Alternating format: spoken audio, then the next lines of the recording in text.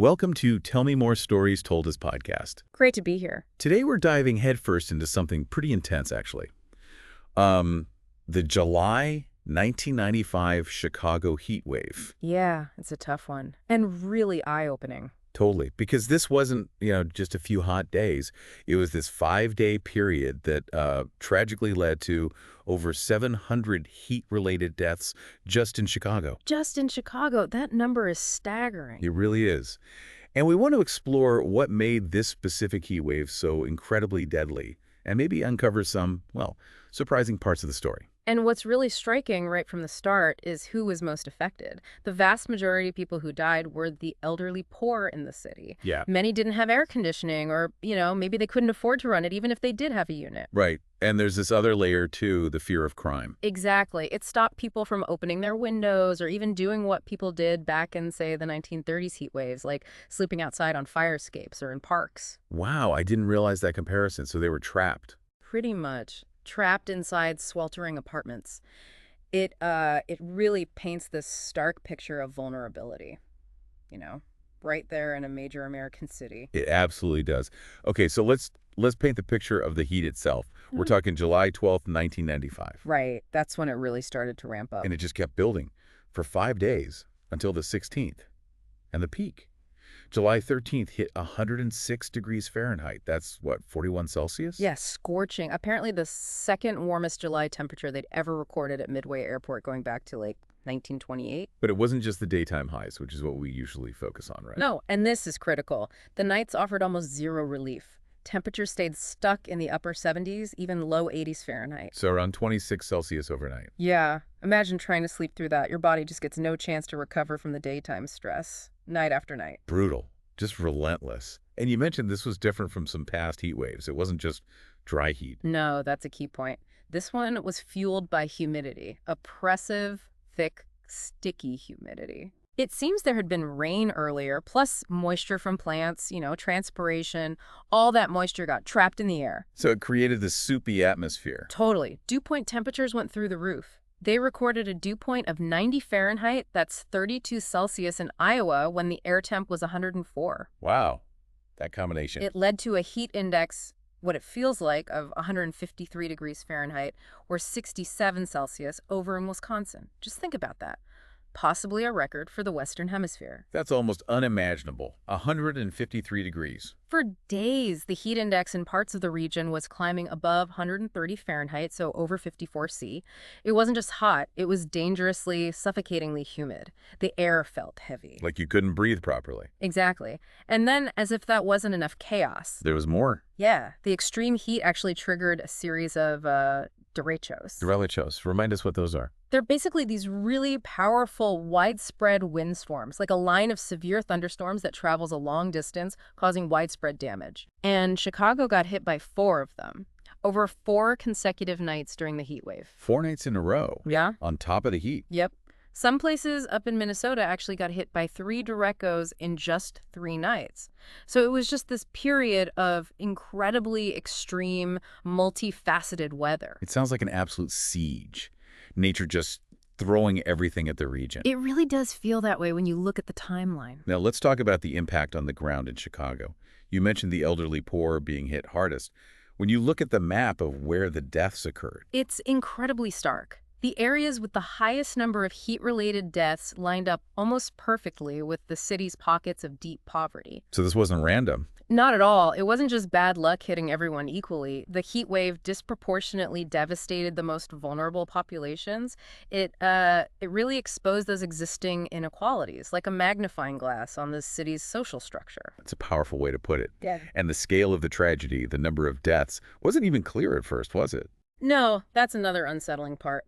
Initially, the official figure was around 739 excess deaths, which is already huge. Yeah. But there were even some people questioning if that number was inflated. Really? Yeah. But then, later analysis published in the American Journal of Public Health found it was actually likely undercounted. Undercounted?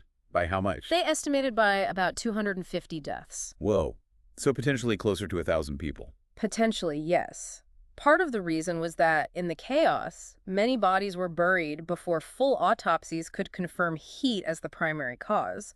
The system was just overwhelmed. That just adds another layer of tragedy. Nearly 1,000 lives lost. And this disparity, the way it hit certain communities, brought up some really tough conversations. It absolutely did. It forced a discussion about what's often termed environmental racism. How so?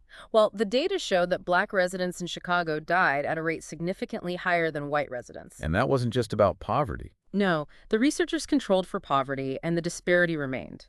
Factors like, historically substandard housing in black neighborhoods, maybe fewer trees and green spaces which help cool areas down, less access to transportation, possibly less cohesive social networks in some areas at that time, all likely played a role. So systemic issues basically made certain groups much more vulnerable to the exact same weather event. That's what the evidence strongly suggests. It showed how these deep-seated disadvantages can literally become life or death factors during a crisis like this. It's deeply troubling. But there was an interesting contrast with another group, wasn't there? Yes, Hispanic residents actually had an unusually low death rate during the heat wave. Really? Why was that? Well, researchers have pointed to a few possible reasons. Things like higher population density in many Hispanic neighborhoods at the time, which might sound counterintuitive, but it could actually foster stronger informal support networks, more neighbors checking on each other. Ah, I see. More eyes on the street, maybe. Potentially. And perhaps stronger social cohesion within those communities. It kind of highlights how community ties and social infrastructure can act as a protective buffer. That's a fascinating contrast. So community can be a form of resilience. It seems like it, yeah. It raises important questions about what makes a neighborhood resilient. Definitely. And it wasn't just the social environment. The physical city itself played a role, didn't it? This heat island idea. Absolutely. The urban heat island effect was a major factor. Chicago, like most big cities, is full of concrete, asphalt, buildings, materials that absorb heat all day. And they just radiate it back out, right? Yeah. Especially at night. Exactly. They retain that heat much more than, say, parks or rural areas with vegetation. So nighttime temperatures in the city stayed significantly higher. They measured it as more than 2 degrees Celsius, or about 3.6 Fahrenheit, warmer than surrounding rural areas. So the city itself becomes a heat trap, making those already warm nights even worse. Precisely. There's just nowhere for the heat to dissipate easily. The very structure of the city amplified the danger. Wow. Okay, so you have extreme heat, extreme humidity, storms, social vulnerability, the urban environment amplifying it. What about the official response? How did the city handle it? Well, that's where things really fell short, unfortunately. There were some pretty significant failures in the response. Like what? For one, the warnings were inadequate. A formal heat emergency warning wasn't issued until July 16th, the last day of the extreme heat. The last day. But people had been suffering for days. Exactly, which meant that things like city cooling centers, while technically available, weren't widely publicized or utilized until it was basically too late for many. People didn't know to go or didn't realize how serious it was. So a critical delay in communication. A huge delay. Plus, the emergency services were completely overwhelmed. Power failures happened in some areas, cutting off AC for those who had it. Ambulance services were stretched thin. Hospitals were inundated. Just a system breakdown. Yeah, there was a general sense of unpreparedness for an event of this magnitude. They just didn't seem to grasp the potential for mass casualties from heat alone. It's hard to imagine now, but maybe heat wasn't seen as the same kind of immediate threat as, say, a tornado. Perhaps. Or maybe the specific dangers of this kind of heat, the humidity, the lack of nighttime relief, weren't fully appreciated beforehand. And amidst all this systemic failure, you get these really human stories of desperation. You mentioned one earlier. Oh, the Northwestern students. Yeah, it's such a vivid image. Just north of Chicago at the university, students in dorms without air conditioning. What did they do? They resorted to soaking towels in water and sleeping with them like blankets, just trying desperately to cool their bodies down any way they could. Wow. Water soup towels as blankets. Yeah. It tells you everything about how oppressive and inescapable that heat felt. It really does. It puts a human face on the statistics, doesn't it? Yeah. Sheer physical misery people were enduring. Absolutely. Now, there was some debate afterwards, wasn't there, about whether the heat was really the cause or if these were people who were already frail. Yes, that discussion came up. The term used was mortality displacement. The idea that the heat wave didn't necessarily cause new deaths, but rather hasten the deaths of people who were already very ill and likely close to death anyway. Some officials initially leaned on this explanation. Trying to downplay the heat's role, perhaps? Potentially. or maybe just trying to understand the complex factors. But later, more careful analysis looks specifically at this question. And what did they find? They found that mortality displacement only accounted for about 26%, roughly a quarter of the excess deaths. Only a quarter. Yep. Meaning the vast majority, almost three-quarters of those 700 plus deaths, were directly attributable to the extreme heat itself. These were people who likely would not have died then if not for the heat wave. Okay, so that argument doesn't really hold up. The heat was the primary killer. Overwhelmingly so, according to the public health studies. And the aftermath. Yeah. There's a particularly somber detail about what happened to some of the victims. Yes. In August 1995, about a month later, the unclaimed remains of 41 heatwave victims were buried together. Unclaimed. Unclaimed. Buried in a mass grave in Homewood, Illinois, a suburb.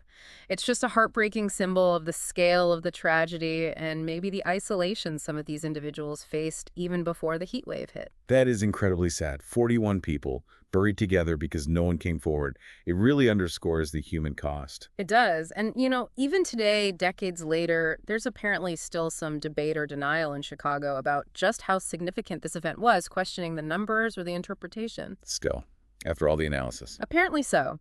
It shows how these kinds of traumatic events can leave complex legacies and how uncomfortable it can be for a city to fully reckon with the social and political failures that contributed to a disaster. Okay, pausing here for a second. If you're finding this deep dive into the Chicago heat wave as gripping and, frankly, as important as we are, please take a moment to hit that subscribe button. Yeah, definitely subscribe. We cover a lot of these kinds of hidden histories and important stories here on Tell Me More, and you won't want to miss what's coming up. Absolutely. Yeah. Okay, so stepping back, what are the big takeaways from this 1995 tragedy? Well, I think the 1995 Chicago heat wave stands as this incredibly stark, really tragic example of what happens at the intersection of extreme weather, social vulnerability, and the urban environment itself. It just exposed so much. It really did. It laid bare these systemic inequalities, the cracks in the social safety net, and it just hammered home the critical need for effective disaster preparedness and response plans. Especially for the most vulnerable populations. Absolutely. Plans that specifically account for reaching isolated seniors, people in poverty, those without AC, people with health issues. The fact that this happened in a major modern American city, Yeah. that so many people could die from heat, and that the burden fell so unevenly, it just raises these huge questions, doesn't it? Massive questions about how we design our cities, how we support our communities, especially now, in the face of increasing climate-related risks. Because this isn't just a historical event anymore, is it? Not at all. With climate change making heat waves more frequent, more intense, and longer lasting all over the globe, the lessons from Chicago in '95 are arguably more relevant than ever. It's like a warning sign from the past. Exactly. So consider this as we wrap up. What steps can our cities, your city perhaps, actually take right now? How can we mitigate that urban heat island, affect more green spaces, cooler roofs maybe? And crucially, how do we ensure that the most vulnerable people, the elderly, the poor, the isolated, have real, reliable access to the resources they need, cooling centers they can get to, check-ins, support networks? How do we make sure they can stay safe when the next extreme heat event hits? Because it will hit. That's the critical question Chicago '95 leaves us with. And it's something really worth pondering long after this deep dive ends. A sobering but vital question indeed. Thanks for walking us through that complex and tragic story. Thanks for having me. It's an important one to remember.